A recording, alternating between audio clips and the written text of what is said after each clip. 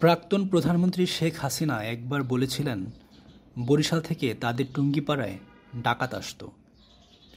এর মানে কি দাঁড়ায় বরিশালে অনেক ডাকাত ছিল? তার এই মন্তব্যের পরে সোশ্যাল মিডিয়ায় মিশ্র প্রতিক্রিয়ার তৈরি হয়। বরিশালবাসীকে হেয় করার জন্য কেউ কেউ ওই মন্তব্য ছড়িয়ে দিতে থাকে। ওই দাবির ঐতিহাসিক সত্যতা কতটুকু আমরা আজ তা খুঁজে দেখব। বহু নদ নদী খালবিল পরিবেষ্টিত বরিশাল তথা সমগ্র দক্ষিণাঞ্চল প্রাচীনকাল থেকেই ছিল দুর্গম। এর অন্যতম প্রধান কারণ দুরূহ যাতায়াত ব্যবস্থা। নৌ যোগাযোগ আগেকার দিনে এখনকার মতো এত সহজ ছিল না। বরিশালের উপকূল জুড়ে ছিল ঘন বনাঞ্চল। বলে রাখা ভালো, পৃথিবী আধুনিক হওয়ার সাথে সাথে বর্তমানে সেসব বনাঞ্চল উধাও হয়ে গিয়েছে।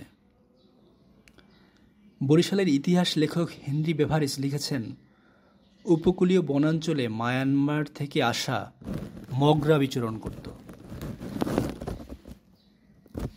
তারা জঙ্গলে ঘন ঘন স্থান বদল করত। মগদের করের আওতাভুক্ত করা যাচ্ছিল না। ব্রিটিশদের চেষ্টা ছিল মগদের থেকে কর আদায় না হলেও অন্তত তাদের দিয়ে বন সাফ করে কৃষিকাজে উৎসাহিত করা, উপকূলীয় বনকে কৃষি জমিতে রূপান্তর করা। এছাড়া ছিল জনমানবহীন চরাঞ্চল। হেনরি বেভারিজ একবার শাহবাজপুরের, যা কিনা বর্তমান ভোলা জেলা, এর পার্শ্ববর্তী উপকূলীয় চরে গিয়ে কোনো মানুষের আনাগোনা কিংবা বসতি দেখতে পাননি। সেখানকার উদ্ভিদগুলোকেও বরিশাল অঞ্চলের মূল ভূখণ্ডের উদ্ভিদ থেকে আলাদা বলে উল্লেখ করেছেন। এই বহু নদ নদী খালবিল ঘন বনাঞ্চল ও জনমানবহীন চরাঞ্চল উল্লেখ করার কারণ হচ্ছে, বরিশাল যে আগেকার দিনে খুব দুর্গম এলাকা ছিল তা পরিষ্কার করে বলা। আসলে এখানে অপরাধ করে অপরাধী অনায়াসে লুকিয়ে থাকতে পারত। আইনের লোক সহজেই তাকে খুঁজে বের করতে পারত না।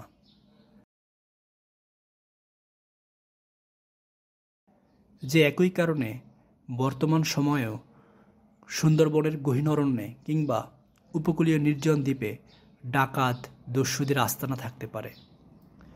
অনেক বিচ্ছিন্নতাবাদী পার্বত্য চট্টগ্রামের গহীন অরণ্যে লুকিয়ে থাকতে পারে। আন্দাজ করা যায়, মুঘলদের সময় থেকেই ডাকাতদের আবির্ভাব শুরু হয়। বেভারিজ উল্লেখ করেছেন, বরিশাল নদীর পাড়ে গিয়ে তিনি অনেকবার খেয়াল করেছেন, অর্থাৎ যা কিনা এখন কীর্তনখোলা নদী, দাঁড় টানা মালবাহী নৌকাগুলো ভাটার সময় নদীর বরিশাল নদীবন্দর এলাকায় অপেক্ষা করতে থাকে। জোয়ার এলে নৌকাগুলো একতাবদ্ধ হয়ে সারিবদ্ধভাবে চলতে শুরু করে। বিষয়টি তার কৌতূহল উদ্রেক করে। তিনি তার বাঙালি সহকর্মীদের কাছে এর কারণ জানতে চেয়ে জানতে পারেন, ডাকাতের ভয়ে নৌকাগুলি একসাথে চলাচল করে। এই অঞ্চলে জলদস্যুদের ইতিহাস আরও পুরনো এবং ভয়ঙ্কর। বেভারিজ উল্লেখ করেছেন, বরিশাল অঞ্চলের এমন কিছু জনমানবহীন গ্রাম তিনি পরিদর্শন করেছেন, তিনি নিশ্চিত হয়েছেন এখানে ভয়ঙ্কর দস্যুতা ঘটেছে। এক সময়ের কোলাহলপূর্ণ গ্রাম রাতারাতি জনশূন্য হয়ে গিয়েছিল বলে তিনি ধারণা করেন। দস্যুদের অত্যাচারে বরিশালের স্থানীয় লোকজন আরও পশ্চিমের দিকে সরে গিয়েছিল বলে তিনি বলেছেন। তিনি যে ঘটনার কথা বলেছেন, আমার ধারণা সেটি তার সময়েরও 100 বছর আগের ঘটনা। আপনারা কেউ হয়তো জেনে থাকবেন, এককালে মগ ও পর্তুগিজ জলদস্যুরা দক্ষিণ উপকূলীয় অঞ্চল দাপিয়ে বেড়াত। তখনও চট্টগ্রাম সন্দ্বীপ মুঘলদের আয়ত্তে আসেনি। জলদস্যুরা মেঘনা পাড়ি দিয়ে বরিশালে ঢুকে পড়ত। তারা যে শুধু মূল্যবান মালপত্র নিয়ে ফিরে যেত তাই শুধু নয়, তারা মানুষ নিয়ে যেত। সেই ইতিহাস আরেকদিন বলবো। মগ জলদস্যুরা পুরো মেঘনা উপকূল জুড়ে লুটপাট চালাত। তাদের আনাগোনা ঢাকা, নারায়ণগঞ্জ, নরসিংদী অবধি পৌঁছে গিয়েছিল। ঈসা খাঁয়ের সময়ে ঢাকার শ্যামপুরের কাছে পাগলা ব্রিজের উপর জলদস্যুদের মাথা কেটে ঝুলিয়ে রাখা হতো ভীতি প্রদর্শনের জন্য।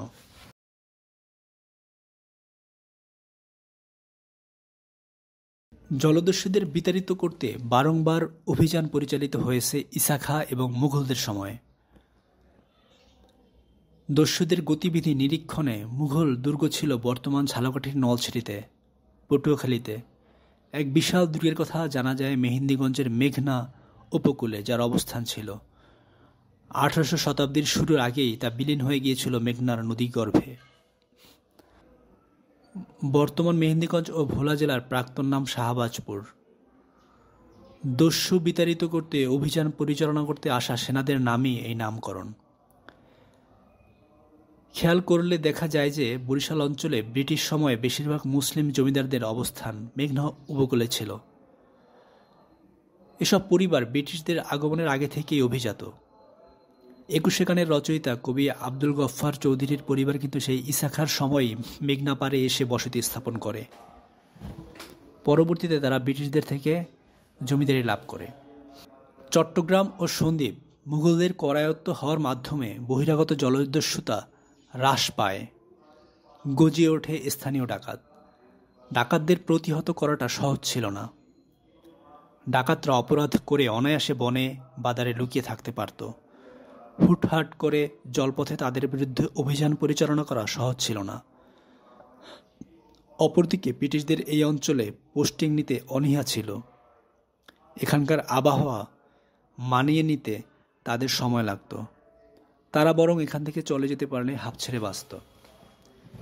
এসব কারণেই এই অঞ্চলে অপরাধ কার্যক্রম চালানোর একটা উপযোগী পরিবেশ তৈরি হয়। জলদস্যু ও ডাকাতদের জন্য এই অঞ্চল হয়ে ওঠে উর্বর ভূমি।